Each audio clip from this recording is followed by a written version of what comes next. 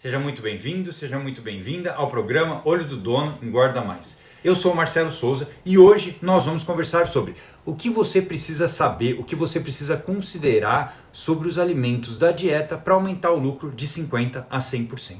Bom, quando você vai formular, quando você vai avaliar as opções existentes de alimentos, os custos por tonelada, você normalmente olha o valor, olha o teor de matéria seca, olha os níveis nutricionais, o percentual de proteína bruta, o percentual, o FDN fisicamente efetivo, o PDR, enfim, vários níveis nutricionais que você deve saber, sim, importante, antes de escolher, antes de colocar no programa de alimentar, o seu programa de formulação, para chegar numa dieta e conseguir produzir o menor valor de arroba engordada. Agora, em relação ao pH desses alimentos que compõem a dieta, em relação à qualidade sanitária dos alimentos que compõem a dieta, como você tem acessado a qualidade sanitária desses alimentos? E aí você vai me perguntar assim, Marcelo, mas qualidade sanitária? Como assim? O que você quer dizer com qualidade sanitária? Eu quero dizer de contaminações que colocam em risco a saúde do animal e a produtividade dos animais no confinamento. Essas contaminações, elas podem acontecer, elas podem ser contaminações biológicas ou contaminações químicas. O que são contaminações biológicas? São contaminações, por exemplo, por bactérias, por vírus, e as contaminações químicas seriam contaminações, por exemplo, por defensivos agrícolas, por algum resíduo químico que acabou ou sendo incorporado ao alimento ou ao resíduo que você está utilizando, ou então que foi um resto do processo, o que ficou ali depois do processo de produção desse resíduo. E como exemplo de contaminações biológicas, nós temos a presença de roedores, de ratos, né, nos locais onde nós armazenamos a comida. Esses ratos, eles se alimentam da comida, mas eles também urinam em cima da comida e eles vão aumentando a carga de leptospira, uma bactéria que dá leptospirose nos animais. Um outro ponto muito comum nos confinamentos, por exemplo, é a presença dos insetos, dos carunchos, os carunchos que se alimentam da nossa matéria-prima, que consomem nutrientes da nossa matéria-prima, que produzem umidade e calor, por exemplo, dentro do grão de milho e que levam a um problema secundário por conta disso. Mas bactéria nem sempre é sinal de contaminação. As bactérias existem também e vivem em simbiose com o organismo do hospedeiro, como por exemplo no rumen. As bactérias elas podem ser probióticas, as bactérias elas podem produzir ácidos graxos voláteis, por exemplo, que são fontes de energia para o ruminante. Elas podem produzir aminoácidos, que também são muito importantes para a nutrição dos ruminantes. Elas também trabalham de uma forma modulando o sistema imune, tanto dos homens quanto dos animais. Como assim sistema imune? O sistema imune é o sistema de defesa dos animais às doenças. Então as bactérias que são chamadas de saprófitas ou simbióticas, são bactérias boas, que estão ali para promover a saúde, para promover a produtividade, não, mas para contribuir para que esse animal seja produtivo, né? E, poxa, mas por que eu tenho que saber dessas bactérias, né? Eu tenho que entender um pouco dessas bactérias probióticas, essas bactérias simbióticas que estão ali no organismo do animal? Sim, nós temos que conversar sobre isso. E você vai entender por que um pouquinho mais para frente. Agora, da leptospira, eu tenho que saber. Eu tenho que saber que onde eu tenho roedor, eu tenho leptospira. E onde eu tenho leptospira, eu tenho um desafio à imunidade do animal, que nem sempre é diagnosticado, porque o período que esses animais ficam ali confinados é um período curto. E muitas vezes os sintomas são mascarados, mas essas bactérias ali, elas roubam energia do sistema. Elas roubam performance, elas roubam ganho de peso. Mas como eu posso saber o que eu tenho que fazer para verificar a qualidade sanitária dos ingredientes da minha dieta? Bom, o primeiro passo é a análise visual. Eu tenho que olhar os ingredientes, eu tenho que saber se está sujo, se não está sujo, como é que esse ingrediente é manipulado, de onde ele veio.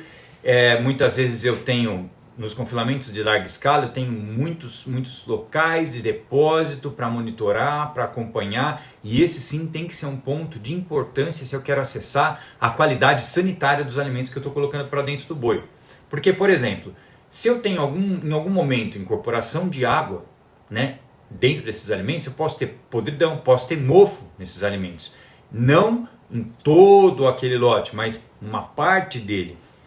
Para que eu saiba como é que está a qualidade real mesmo, eu tenho que saber quantos por cento tem de água livre dentro de cada ingrediente da minha dieta. Ou seja, o que é a água livre? A água livre é um percentual de água que não está ligada às moléculas do alimento. Então todo alimento tem um percentual de matéria seca, nós sabemos, você bem sabe isso, e nós utilizamos esse percentual de matéria seca para fazer a formulação da nossa dieta, e o que não é matéria seca é umidade, ou seja, tem água e tem matéria seca.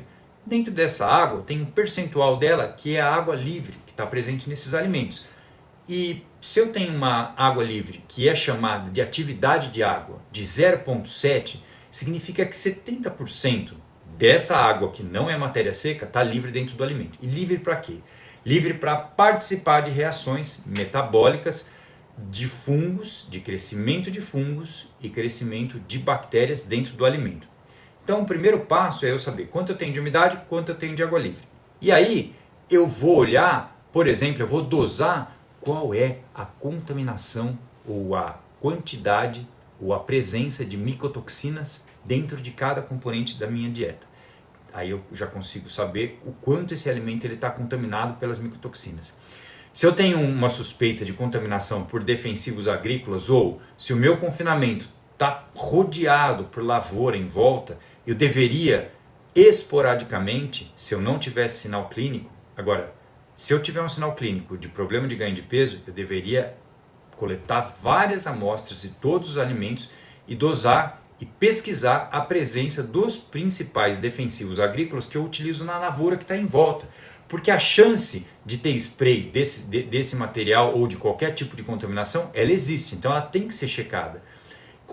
Fazer análise de defensivo agrícola, detectar contaminantes e produtos tóxicos dentro de alimentos não é muito simples. Tem alguns laboratórios que fazem, mas para você ter uma assertividade, você tem que saber o que você está procurando. E é lógico que ninguém vai aqui sair fazendo análise de organofosforado, de organoclorado, de piretroide, por exemplo, em matéria-prima, em alimento de confinamento, se eu não tiver uma suspeita. E qual é a minha primeira suspeita? O farol amarelo, ou talvez o farol vermelho já. Opa, minha dieta está redonda e o ganho de peso alcançado está abaixo do ganho de peso desejado ou projetado. Claro que eu tenho que saber como eu projetei esse ganho de peso, vários fatores influenciam, mas se eu fiz se eu cumpri essas etapas antes e eu tenho um ganho de peso abaixo, então de repente sim, eu posso ter uma contaminação química por defensivo agrícola dentro dos meus alimentos. E aí eu tenho que checar, principalmente se eu tiver lavoura em volta do meu confinamento. Logo, um ponto importante da minha análise para acessar a qualidade sanitária é saber qual é o teor de água livre ou o percentual de atividade de água dentro de cada alimento. E por que eu preciso saber isso? Porque ele me dá uma ideia de qual é a chance potencial daquele alimento de ter reações indesejadas, proliferação de bactérias e fungo. A chance real daquele alimento se deteriorar durante o período de armazenagem. Em muitas situações eu compro grandes quantidades, eu compro por contrato, eu tenho galpões de armazenagem enorme e dentro desses galpões de armazenagem os alimentos permanecem muito tempo. Então é fundamental que eu saiba qual é o teor de água livre para saber o risco potencial que eu tenho desse alimento, sim, ter produção de fungo, proliferação de fungo, e para que eu possa prevenir esse problema, para que eu possa até eventualmente tratar o material e evitar que isso aconteça. Então, se eu sei o percentual de água livre, ele sinaliza a necessidade de um eventual tratamento. E se eu estou monitorando também o teor de água livre, isso me ajuda a detectar um problema, por exemplo, de incorporação de água da chuva. Então, se água livre é água que não está ligada à molécula, toda a água que vem do ambiente, por exemplo, a água da chuva, é água livre dentro do alimento. Olha só a importância que tem a conservação, por exemplo, do telhado, a manutenção do telhado do meu galpão de armazenagem. É uma tarefa que tem que estar aí escrita dentro dos procedimentos de todo confinamento de escala, sim, avaliar de uma forma periódica o quanto ou qual é a chance que existe de contaminação dos alimentos pela água da chuva. E aí ter um plano para melhorar a minha armazenagem dentro do confinamento. Muito importante isso. Porque senão essa água entra e eu vou ter maiores perdas pela incorporação dessa água. Aí você pode pensar assim, Marcelo, mas eu sei que eu tenho um pouco, que molha um pouco aqui, um pouco ali, eu sei que eu tenho esse problema, mas sempre foi assim, nunca tive problema nenhum em relação a isso. Realmente, sempre foi assim, mas eu vou te explicar por que você tem que mudar isso. Quando você não consegue isolar os alimentos da incorporação da água da chuva, ou quando você está numa região que tem uma troca importante com o meio ambiente, ou seja, numa região muito úmida, de umidade relativa do ar alta. Sim, se você tem, por exemplo, os alimentos com maior poder higroscópico, como a polpa cítrica, como uma torta de algodão, elas incorporam muita água do ar. Por isso que é muito comum ter esses materiais esquentando. Porque quando entra água, quando tem excesso de água, vai um processo fermentativo. E qual que é o resultado de um processo fermentativo? Produção de calor. Se eu não consigo melhorar ou proteger esse alimento durante a armazenagem, aí eu vou ter incorporação de água e eu vou ter o aumento da água livre e a produção de fungos e bactérias com produção de micotoxina. Bom, além disso, tem mais um ponto importante. Esses processos fermentativos que não deveriam estar acontecendo e acontecem, eles consomem energia, ou melhor, eles consomem nutrientes dos alimentos. Então, eu perco valor nutricional, eu perco matéria seca e perco energia dos alimentos. Existe uma relação entre a atividade de água e a presença de micotoxinas nos alimentos. Durante 13 anos, eu trabalhei numa companhia multinacional de produção de alimentos. E nesse período, uma das atribuições que eu tinha era receber amostras de alimento do campo, e essas amostras elas eram submetidas a análises laboratoriais. Normalmente eram solicitadas análises convencionais, como por exemplo, proteína, fibra, matéria mineral, enfim, FDN, PDR. Mas pelo fato de, historicamente, lá quando eu era criança, lá na minha formação, eu treinava natação e eu comia sempre uma paçoquinha depois do treino. E naquela época, né, há 30 anos atrás, não tinha whey protein, essas coisas, a nutrição não era tão evoluída assim. E aí eu comia uma paçoquinha sempre depois do treino, eu tomava uma Coca-Cola, né, maravilhosamente, uma super nutrição, né, mas criança, né, aguenta qualquer coisa. E aí meu pai sempre falava assim, filho, mas olha só, paçoca tem micotoxina, tem aflatoxina. Amendoim, paçoquinha tem aflatoxina, você precisa parar com isso. E eu cresci com essa história dessa aflatoxina na cabeça. Então, quando eu estava lá dentro da Socil, trabalhando lá, eu comecei a solicitar análises de aflatoxina, fumonizina e o DON, né, a fumotoxina, em todas as amostras que chegavam para mim. E para minha surpresa, todas as amostras voltavam com algum grau de contaminação.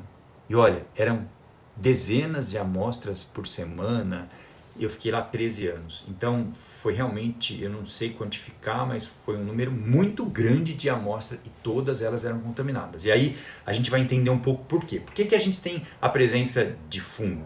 Porque a gente tem uma facilidade de incorporar a água do ambiente. Tanto quanto o milho, por exemplo, quando ele está na lavoura, qualquer planta que é colhida um pouco fora do ponto, com um teor de umidade alto, um percentual, vai ter um percentual provavelmente maior de água livre também, ou então durante a secagem, um processo que não consegue ser bem realizado, ou então numa época de muita chuva, ou então depois que ele está armazenado, ou então durante o transporte, ou seja, é um país tropical que é quente e úmido. E isso faz todo sentido quando eu olho e vejo que todas aquelas amostras tinham contaminação por micotoxina. E essa contaminação por micotoxina é uma coisa diferente de um alimento que está mofado ou que tem colônias de fungo que você consegue ver a olho nu. Porque quando você vê colônias de fungo a olho nu, significa que a quantidade de micotoxina ali é muito alta. E normalmente você pode tentar separar uma parte, é importante, e muitas vezes a gente consegue fazer isso. Mas micotoxina a gente não enxerga. O alimento está lá com um aspecto visual muito bom. E ele realmente teve, vamos imaginar que o nível de atividade de água ideal era até 0,65, ou seja, no máximo 65% de toda a água dentro daquele alimento era água livre. Quando está acima de 0,7 já é um sinal amarelo, um sinal vermelho que vai começar o processo fermentativo com o crescimento dos fungos. Mas eu não consigo enxergar isso a olho nu, a não ser que eu tenha atividade de água muito alta, uma contaminação real dentro de uma matéria-prima. E aí eu olho a colônia. Mas a micotoxina eu não enxergo. Quando eu enxergo a colônia, o problema já é sério. Aí se eu for procurar uma estratégia para usar esse alimento, mesmo assim, para tratar esse alimento, eu tenho que ser muito mais agressivo. Então o segredo é trabalhar com nível de atividade de água entre 0,65 e 0,70, mais tendendo para o 0,65. E aí eu tenho uma segurança um pouco melhor. Mas como saber isso antes de comprar os alimentos da dieta? Bom, na minha opinião, todos os alimentos deveriam vir com análise de atividade de água. Nós estamos falando em profissionalizar a nossa atividade. Se você está aqui agora é porque você está buscando alguma coisa diferente. Porque apesar da arroba estar bem valorizada, e na minha opinião vai continuar assim por um tempo, a reposição está cara, os alimentos estão caros. Então, onde nós temos que atuar para melhorar o lucro dentro do confinamento? São nos processos. Com a mesma dieta formulada, com os mesmos custos de oportunidade de cada ingrediente dentro da minha região que eu usei para chegar no menor valor de arroba engordada, eu tenho que acessar a qualidade sanitária desse alimento. E aí é o meu dever pedir a análise de atividade de água. Senhores e senhoras confinadores, nós precisamos sim melhorar esse ponto na nossa atividade. É um ponto que muitas vezes é cego e pode ser isso que faz, ou melhor, que não faz você chegar no ganho de peso projetado. Então é um ponto de atenção. Vamos passar a olhar para isso. Quando eu busco uma melhoria, eu sei o teor de atividade de água, eu estou fazendo uma análise bromatológica com maior frequência, eu atualizo a matriz do meu programa de formulação. E aí eu sei exatamente o tanto de nutriente que eu estou fornecendo no coxo. Claro, desde que eu tenha uma descarga controlada, que eu pese o tanto de comida que eu estou colocando e o tanto que está sobrando, que eu anote o consumo daquele alimento, ou melhor, daquele lote, para saber o quanto que eles estão consumindo em relação ao peso vivo. Então, num cenário que cada vez mais eu estou buscando melhoria, a análise antes da compra, por exemplo, da umidade e da água livre é muito importante. Se você não faz, é um bom momento para você conhecer e buscar isso. Agora, todos os alimentos com atividade de água alta estão contaminados? Sim, porque se tem atividade de água alta, tem fungo. Por quê, Marcelo? Porque o fungo está no ambiente, em qualquer lugar. Como eu já disse antes, nem todo fungo também é patogênico, também tem os fungos que são saprófitas, mas, em geral, esses alimentos que têm atividade de água livre estão em contato com fungos que, em geral, podem ser patogênicos, e aí sim eu vou ter as micotoxinas. Por isso que quando eu olhava todas aquelas análises, eu achava. Por exemplo, um milho ardido. É comum, quer dizer, hoje em dia nem tanto, né? De olhar, alterações que você percebe a olho nu não são mais tão comuns, porque também os processos na área da agricultura melhoraram muito, mas de certa forma você consegue ainda ver algumas oportunidades que muitas vezes a gente busca melhorar o lucro, melhorar a conta, pagando cada vez menos nas matérias-primas, mas a gente pode estar cometendo um grande erro nesse momento, porque eu tento corrigir um problema para fechar a conta pagando menos, só que eu estou levando muito mais contaminação para dentro do boi. E aí eu deixo de ganhar ou eu perco 10, 15, 20% de ganho de peso devido a essa contaminação por micotoxina. É muito comum eu chegar no confinamento e ver uma polpa cítrica quente, uma torta de algodão quente. E por que isso é relevante? Porque nem sempre é visível. Essas micotoxinas, elas são compostos químicos que têm uma resistência enorme. Por exemplo, se você tem micotoxina num alimento e esse alimento é processado, vai passar por uma fervura, ela vai continuar ali ainda. Ela não vai ser neutralizada com a fervura. Se eu pego esse mesmo alimento e congelo ele a temperaturas baixíssimas, como menos 20 graus, as micotoxinas continuam inteiras. Então, eu não consigo inativar ela dentro do alimento. Por isso que é importante eu saber se ele tem a chance potencial de desenvolver. A temperatura não inativa. E os fungos liberam essas micotoxinas em situações de estresse. É uma defesa do fungo isso. Então, o fungo cresce e em um determinado momento ele vai passar por essa situação de estresse e vai liberar essas micotoxinas que ficam ali nos alimentos e que nós não conseguimos neutralizar. E o que acontece com essas micotoxinas depois que elas estão dentro do boi? Elas chegam no rumen, elas passam pelo rumen, elas são absorvidas durante o progresso do alimento dentro do tubo digestivo, elas são absorvidas. Uma vez que elas são absorvidas, elas caem na corrente sanguínea e elas são direcionadas ao fígado. E o fígado, para quem não sabe, é um órgão que tem uma função muito importante relacionada à produção de energia, portanto ao ganho de peso. E quando essa micotoxina chega no fígado, ela tem que ser quebrada, ela tem que ser biotransformada. O fígado é o responsável por detoxicar, por transformar para poder mandar ela embora. E ele faz isso. É claro que, dependendo da carga de micotoxina de um alimento, o animal não consegue eliminar e morre. E quando eu tenho surtos de mortes por intoxicação nos confinamentos por micotoxina, é exatamente por isso. A quantidade ultrapassou a capacidade do animal em metabolizar aquilo. Agora, normalmente, que eu sempre tenho, são quantidades pequenas que o fígado metaboliza e manda embora. Ah, Marcelo, mas se ele metaboliza e manda embora, então por que eu tenho que me preocupar com isso? Porque você perde 15% de energia do sistema, em média, para fazer isso. Porque o fígado não trabalha de graça. Ele pega a energia que o animal tem do corpo, ou seja, o animal precisa de uma energia para se manter, de uma energia para ganhar peso, certo? Uma energia que é medida, por exemplo, pelo teor de NDT de uma dieta, por exemplo. Mas ele precisa ingerir um tanto de energia todo dia. Então, uma parte dessa energia que deveria ser direcionada para o ganho de peso, ela é utilizada para que o fígado consiga eliminar essas micotoxinas. Por isso que na maioria das espécies animais eu tenho perda de produtividade quando existe contaminação por micotoxinas nos alimentos e, por exemplo, em algumas espécies, como na produção de frangos e suínos, 100% das produções tem que utilizar aditivos adsorventes para que não haja queda importante de produtividade. Marcelo, e se eu não consigo, se eu não tenho onde analisar a atividade de água nos alimentos que compõem a minha dieta? Visualmente, quase nunca é possível detectar. Como eu falei antes, a micotoxina você não consegue enxergar, mas tem alguns sinais que te dão um alerta, que são um alarme. Por exemplo, se você tem polpa cítrica que está esquentando, não exatamente na superfície, uma camada um pouco mais profunda, com a mão mesmo você consegue chegar e ela está esquentando.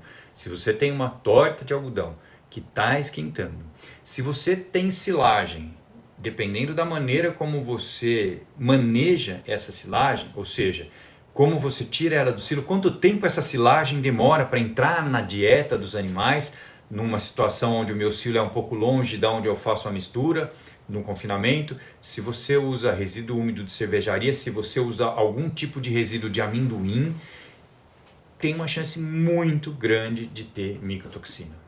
E para tirar a prova dos 9, a gente faz a análise da própria micotoxina. Se eu não consigo fazer análise de atividade de água antes de comprar, eu consigo rastrear essas micotoxinas. Como eu deveria fazer isso? Periodicamente. Então, se eu tenho lotes que chegam dentro do confinamento, eu tenho que saber um pouco de cada lote. Agora, numa forma mais simples, eu posso proteger os animais e fazer avaliações esporádicas e medir quanto eu consigo neutralizar acompanhando a evolução de ganho de peso desses animais. Então, vamos lá. Eu não consigo ver, mas eu consigo ter indícios de que eu tenho, que são frequentes. Aí eu faço análise de micotoxina dos alimentos e trato os animais com aditivos biorreguladores adsorventes. E aí, a última vez que eu estava conversando um pouco sobre isso, alguém me fez uma pergunta engraçada, assim. Marcelo, você falou que fungo, bactéria, que nem sempre traz doença, nem sempre é patogênico, né? Você falou em simbiose. O que é simbiose, né? Me perguntaram o que é simbiose. Então, simbiose é o seguinte: simbiose é uma relação, é uma interação, na verdade, entre duas espécies diferentes que vivem juntas e que trabalham em benefício mútuo, uma dando vantagem para a outra. Então são vantagens recíprocas. Normalmente esse termo ele é usado para traduzir um equilíbrio. E como um exemplo muito bom de simbiose, nós temos o rumen. Uma simbiose entre as bactérias e o boi. As bactérias do rumen elas são capazes de transformar a lignocelulose, que é o polímero de carbono mais abundante na face da Terra, de transformar isso em leite e carne. Olha a informação que a gente tem na mão, que a gente sabe e que muitas pessoas que são leigas não sabem.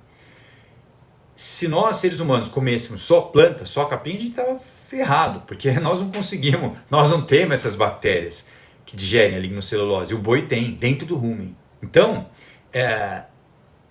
essa simbiose, que é responsável por transformar o maior polímero de carbono existente do planeta em carne e leite, ou seja, concentrar a energia dos volumosos para fornecer alimentos muito mais ricos, muito mais adensados energeticamente, adensados em nutrientes, como a carne e o leite. Olha a importância de atuar, de entender um pouco mais essa simbiose entre as bactérias do rumen e o boi. E aí existem fatores que influenciam no ambiente ruminal, porque para essas bactérias estarem bem, se reproduzirem, se desenvolverem, serem eficientes na produção de energia para o animal, ou seja, contribuírem para o ganho de peso, para o sucesso, para o lucro do seu confinamento, o ambiente precisa estar adequado. Ninguém gosta de ficar em ambiente ruim. Ninguém gosta de ficar num lugar que está muito barulhento, ou muito ocupado, ou muito tumultuado. Se o ambiente está ruim, então a função que ela deveria desempenhar, digestiva no caso, ela é prejudicada. Uma coisa que afeta o ambiente ruminal, muito comum, é uma alteração na relação concentrado volumoso, porque obviamente o boi nasceu como ruminante, como herbívoro, nasceu para comer capim. E aí eu tenho que trazer ele para o confinamento. Então só o fato de eu mudar o teor, de eu inserir uma grande quantidade de concentrado na minha dieta, eu já mudo completamente o ambiente ruminal. Uma dica importante e que é talvez aí um ponto de equilíbrio que eu tenho que buscar, dependendo da linha de trabalho que o seu formulador faz, ou se é você mesmo que formula a sua dieta, é o teor de amido que eu boto dentro do rumen. Porque o amido talvez seja o principal vilão por abaixar o pH e mudar o ambiente ruminal. Um outro ponto que eu tenho que considerar, que eu já considero, você já considera, tenho certeza disso, é o teor de FDN fisicamente efetivo, que estou trabalhando ali com 15, tem confinamentos muito arrojados, que trabalham com 10, 11, 12% de FDN fisicamente efetivo. E quanto menor a efetividade dessa fibra, eu vou ter um ambiente ruminal com maior desafio. Por quê? Porque muda toda a dinâmica da mastigação, da salivação, da ruminação, e quanto menor o teor de FDN fisicamente efetivo, menor vai ser o pH do rumen. Claro que fazer esporadicamente não, regularmente, quando eu tenho diferentes silos, por exemplo, ou silos preenchidos com diferentes talhões de milho, por exemplo, eu tenho que constantemente acessar o teor de FDN e o FDN fisicamente efetivo daquela silagem de milho. E esse é o ponto crítico da nossa operação, chegar num ambiente ruminal equilibrado, propiciar condições para que essas bactérias se desenvolvam e sejam eficientes. Então, se eu já tenho um desafio por si só no confinamento de qualidade de ambiente ruminal, quando chega a micotoxina lá, esse desafio piora. Por isso que eu preciso neutralizar essas micotoxinas. Como que eu neutralizo elas? Bom, primeiro eu deveria usar um aditivo pré-biótico ou biorregulador com adsorvente que fosse capaz de cumprir algumas etapas, como por exemplo, ter uma argila vulcânica, que é um adsorvente inerte que se liga diretamente à micotoxina e impede que ela seja absorvida e entre na corrente sanguínea. Ou seja, esse adsorvente mineral, ele pega essa micotoxina e joga ela nas fezes, e aí eu não vou ter gasto de energia do fígado. Depois, por um probiótico, por exemplo, como as leveduras vivas, que entram ali no ambiente ruminal, que consomem oxigênio, que melhoram o ambiente ruminal. Se elas melhoram o ambiente ruminal, melhorou o ambiente, melhorou o equilíbrio, a proliferação, o desenvolvimento das bactérias simbióticas, que por sua vez vão atuar melhor para digerir os alimentos, melhorando a digestibilidade da dieta. Depois por um pré-biótico, que se trata de uma nutrição celular, ou seja, esse pré-biótico é uma nanoligosacarídeo, que é o tipo de um açúcar, um MOS. Ele serve de nutriente para alguns tipos de bactéria do rumen, que se a gente então está alimentando as bactérias do rumen, nós estamos contribuindo para melhorar a função digestiva, a eficiência dessa bactéria. E finalmente as beta-glucanas, que são a menor parte, a parte mais interna da parede celular de leveduras, extraídas por um processo bem técnico e pouco dominado, que servem como um imunoestimulante. Então as beta-glucanas, elas são uma molécula que entra no organismo e estimulam as defesas orgânicas, as defesas do organismo contra potenciais contaminações por vírus e bactérias. Então é muito importante. E o que você acha que acontece se eu aumentar a eficiência da produção de energia? Aumenta o ganho de peso, aumenta o lucro no confinamento. Na minha experiência, quando você consegue colocar um produto, por exemplo, como o VLN Conf, que cumpre essas 4 etapas, que tira as micotoxinas e que melhora o ambiente ruminal, porque alimenta as bactérias simbióticas, porque bota a levedura viva, que reduz o consumo de oxigênio, o aumento de ganho de peso médio é de 15% em relação aos animais não tratados. E isso faz uma diferença enorme, porque se você fizer a conta, 15%, nós estamos falando de mais de uma arroba por ciclo. Se a gente pegar só uma arroba hoje, são R$300. Se aumentar R$300 de lucro por boi dentro do confinamento, pega o lucro que você já tem, bota mais 300 em cima, quantas vezes você está aumentando o lucro no confinamento? Neutralizando um fator que estava ali atuando devagarzinho por 90, 100, 120, 150 dias, prejudicando, tirando energia do gado. É exatamente por isso que o ganho de peso acontece. Então hoje nós falamos na importância de conhecer o que eu uso dentro do confinamento.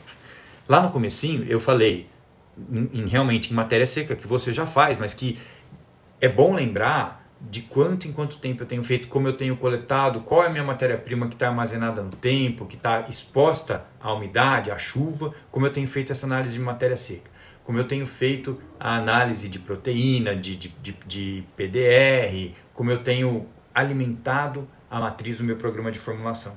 Depois nós falamos de como acessar a qualidade sanitária dos alimentos. E aí, mão na massa, vamos implementar. Pega um papel e uma caneta aí e anota o que você pode fazer hoje já para conhecer e para atuar contra as micotoxinas que estão no seu confinamento. Bom, inicialmente, fazer análises de atividade de água das matérias-primas. Posteriormente, fazer análise das principais micotoxinas. E se você precisar de alguma ajuda, onde fazer, quais dosar, como coletar as amostras, entre em contato com a gente. Vai ser um prazer ajudar. Depois, vê se não existe a possibilidade das contaminações químicas, se o seu confinamento está cercado por algum tipo de lavoura, algum tipo de produção agrícola. E, finalmente, neutralizar essas micotoxinas e turbinar o rumen utilizando um biorregulador adsorvente. Quando você já faz tudo certo, quando dentro do seu confinamento já está indo tudo bem, você que é gerente de um confinamento de escala, já olha para tudo isso, esse é o detalhe que pode e que vai com certeza potencializar o seu ganho de peso. Atuar no ambiente ruminal. Neutralizar as micotoxinas e atuar no ambiente ruminal. E justamente dessa forma, você vai ser capaz de aumentar o lucro no seu confinamento de 50% a 100%.